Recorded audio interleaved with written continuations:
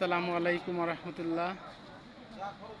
আলহামদুলিল্লাহ, আল্লাহর অশেষ রহমতে এই ছোট্ট গাছের মধ্যে দেখেন খেজুর কি পরিমাণে।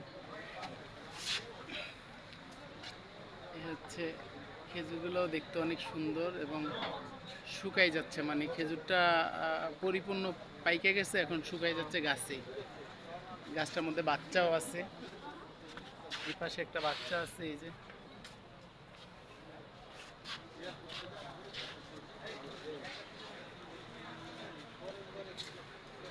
আল্লাহর অশেষ রহমত, বিদেশি ফলের গাছ বাংলাদেশে হচ্ছে, এটা আল্লাহর অনেক রহমত বরকত।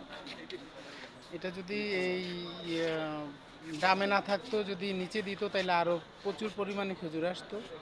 ডামের কারণে এটা শিকড়গুলা মানে ছড়াইতে পারতেছে না, যার কারণে। তারপর আলহামদুলিল্লাহ, অনেক বাংলাদেশে এখন সব জায়গায় হইতেছে বিদেশি খেজুর। সবাই গাছ লাগান, পরিবেশ বাঁচান। এই ধরনের বাড়িতে গাছ থাকলে আপনাকে আর কিনে খাইতে হবে না খেজুর। আসসালামু আলাইকুম।